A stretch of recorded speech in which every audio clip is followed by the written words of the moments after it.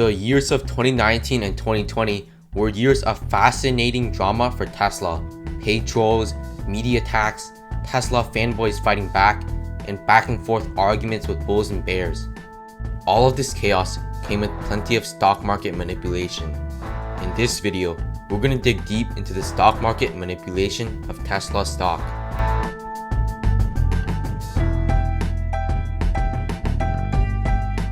In 2007, Jim Cramer exposed the stock market manipulation going on behind the scenes of hedge funds. You know, a lot of times when I was short at my hedge fund and I was positioned short, meaning I needed it down, I would create a level of activity beforehand that could drive the futures. It doesn't take much money. Similarly, if I were long and I would want to make things a little bit rosy, I would go in and take a bunch of stocks and make sure that they're higher. And maybe commit $5 million in capital to do it, and I could affect it. What you're seeing now is it probably is bigger market now. Maybe you need $10 million in capital to knock this stuff down, but it's a fun game and it's a lucrative game, and you can move it up and then fade it. That's often creates a very negative feel. So let's say you take a longer term view intraday, and you say, listen, I'm going to boost the futures, and then when the real sellers come in, real market comes in, they're going to knock it down. That's going to create a negative view. That's a strategy very worth doing when you're valued on a day-to-day basis. And I would encourage anyone who's in the hedge fund game to do it because it's legal, right? And it is a very quick way to make money and very satisfying. I might also, by the way, because the stock at 84, 85, with a little bit of capital, you go buy some January 80 puts that makes it look like there's going to be something going on. So maybe you give Morgan an order to buy 1,000 Jan 80 puts, then you go position limit with you use a firm that doesn't know what the heck it's doing. Maybe you go to UBS for puts, and you just kind of create an image that there's going to be news next week, and that's going to frighten everybody. Right. Then they all go out and say large put buyer UBS. Then they call Pisani again. You have to use those guys and say, listen, I see a big buyer of puts, and I'm told that it's SAC.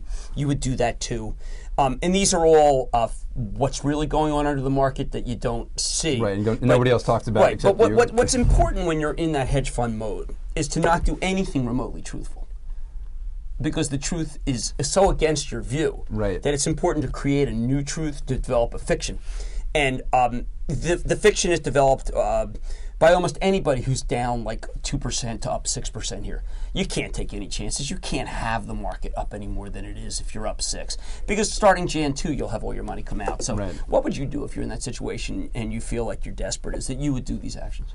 It's definitely strange to see Cramer openly talk about manipulating stocks, but he did mention that he would not say it on CNBC. Oh, by the way, no one else in the world would ever admit that, but I can care. That's right, and you can say that here. I can't. I'm not going to say it on TV.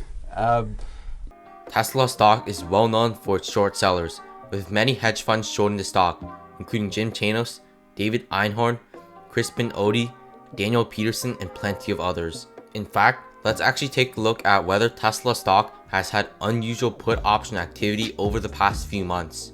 On January 6, 2020, 3,619 contracts of Tesla put options were purchased with an expiry of January 10th and a strike price of $435. These options were worth over $2.2 million, which is definitely a lot for an option expiring 4 days. In Cramer's interview, he also explained how before a hedge fund manager's payday, it's vital to keep a stock down if you're shorting it. So it's really vital these next 6 days because of your payday. You've really got to control the market. You can't let it lift. When you get a research in motion, it's really important to use a lot of your firepower to knock that down because it's the fulcrum of the market today. Now guess when David Einhorn's hedge fund, Greenlight Capital, sent its Q4 letter? January 21st, 2020, 15 days after the puts were bought. Einhorn and many other hedge fund managers' quarterly payday must have only been a few days before this letter was sent. While this theory remains speculative, it could be possible that a hedge fund manager like Einhorn was attempting to drive the price of Tesla stock down. Another common move short sellers often do is to foment. Jim Cramer explained how, although this is illegal, people still do it anyways because the SEC doesn't understand it.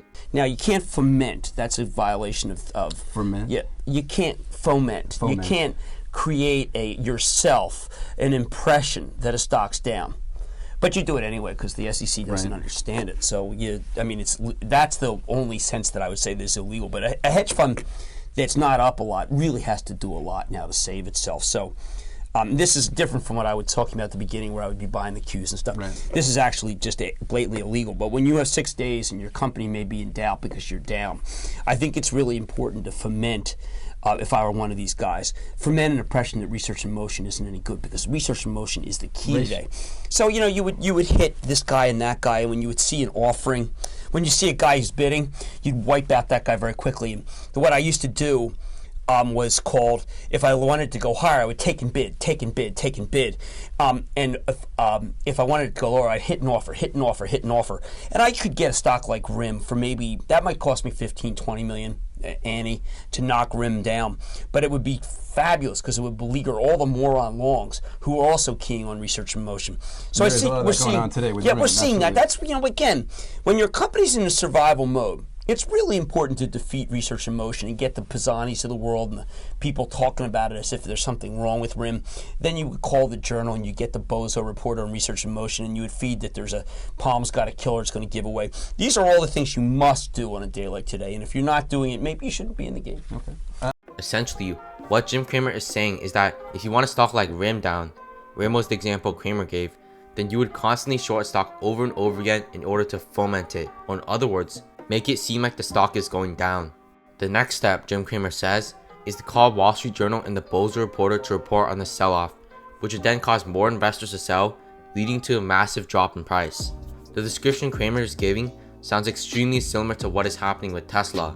Many of the hedge funds shorting Tesla were already poorly performing before they started to short Tesla. David Einhorn's fund, Greenlight Capital, used to be worth over $7 billion in 2014. Now, in 2020, his funds are only worth $1.3 billion, which is driven by both poor performance and investor withdrawals.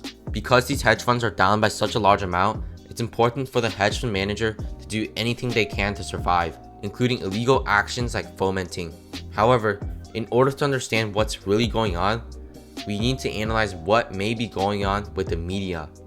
A report written by Harvard researchers in 2019 states that in recent years, anonymous online hitting pieces against public companies have become an increasingly common and are also an effective form of short activism.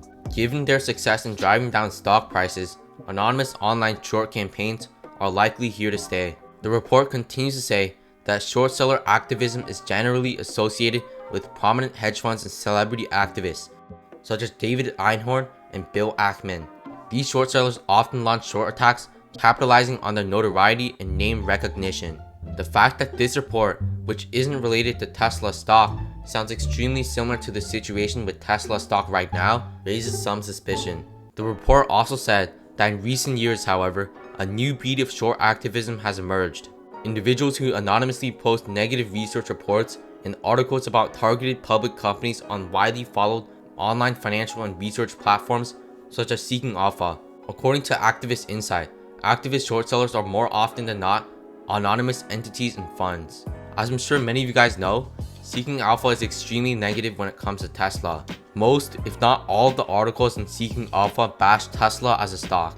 According to the Harvard research report, many of these article writers are disguised as hedge fund managers, which states that not until recently, the market dismissed anonymous short activists as illegitimate and not credible, as real short sellers with legitimate claims do not hide behind fake pseudonyms and aliases.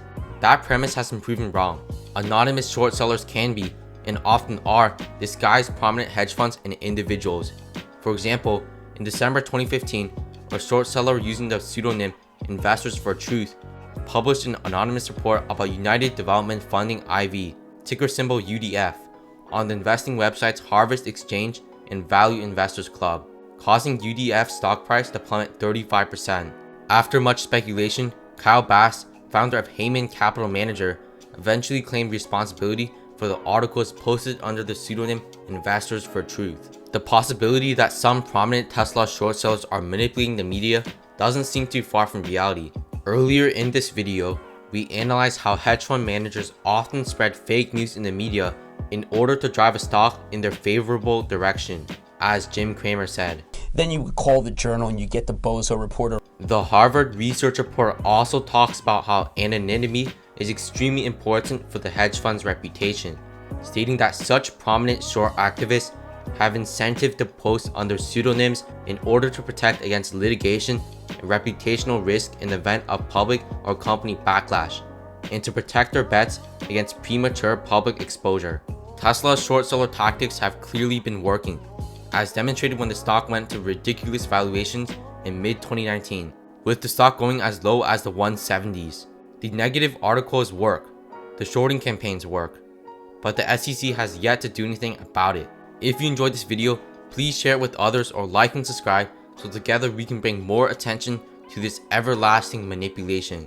I'll leave a link in the description to contact the SEC, and maybe together we can bring legal attention to this issue.